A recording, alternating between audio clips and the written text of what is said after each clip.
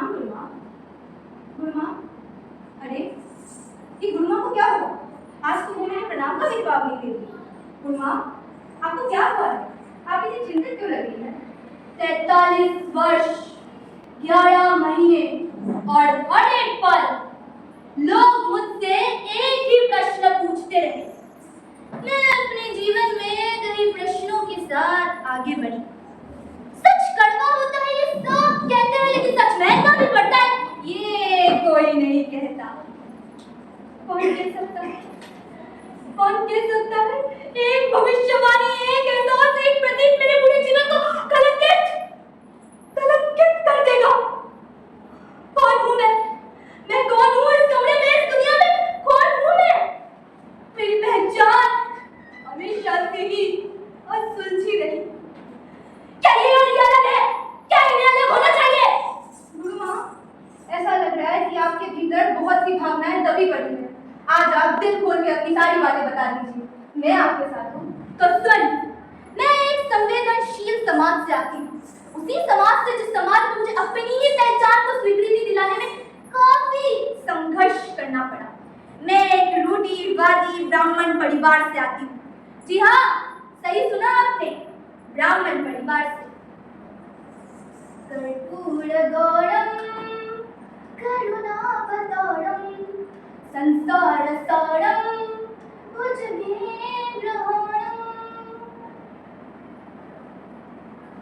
मुझे अपनी पहचान को पाने के लिए काफी संघर्ष करना पड़ा और आज मैं अपनी पहचान को बड़े गर्व के साथ धारण करती हूँ। जी हाँ, मेरा जन्म एक पुरुष के रूप में हूँ, लेकिन मैं अपनी आत्मा, अपनी रूह में कुछ भी पुरुष जैसा महसूस ही नहीं करती थी। मुझे ऐसा लगता था मानो जैसे मुझे किसी और के शरीर में कैद कर दिया गया और उससे भी लगता था कोट दिया गया हो। सब घुटता था मेरा। गुरुमा ठीक है ना? गुरुमा ठीक हूँ मैं।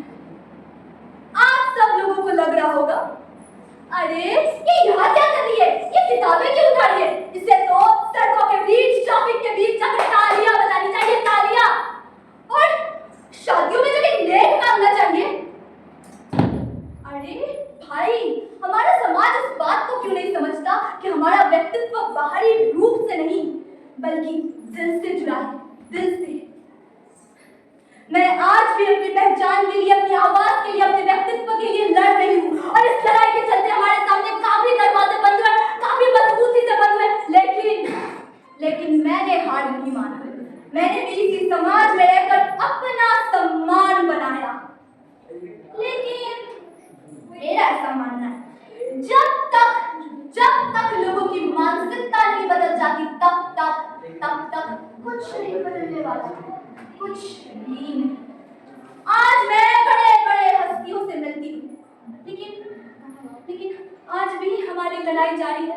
आज भी कहीं आगे मुझे घूर रही है, बड़े अजीब तरीके से घूर रही है, लेकिन मुझे भी माँ अम्बे की सौगंध, अगर ये लड़ाई मुझे अपनी सांस तक लड़नी पड़े तो भी मैं लड़ूंगी, मैं हार नहीं मानूंगी। आज हमने सुप्रीम कोर्ट में जाकर अपने लिए थर्ड जेंडर का दर्जा हासिल किया और वो सारे अधिकार हासिल किए जो एक भारतीय को मिलने चाहिए। अब तक तो आप मुझे पहचान ही गए होंगे। जय श्री महाकाल, मैं लक्ष्मी नारायण त्रिपाठी। ये किस्सा था मेरा, लेकिन ये कहानी मेरे जैसे कई लोगों की है, जिनकी एक लड़ाई खत्म नहीं होती कि दूसरी शुरू। लेकिन मुझे विश्वास है, मुझे आशा है कि इस लड़ाई में आप सब लोग हमारे साथ होंगे, मेरी तरफ होंगे। मेरी तरफ मैं आज मैं बड़े गर्व और आत्मविश्वास के साथ बोलती हूँ, मैं लक्ष्मी नारायण त्रिपाठी, एक इंसान, एक भारतीय, और यही मेरी पहचान है। धन्यवाद।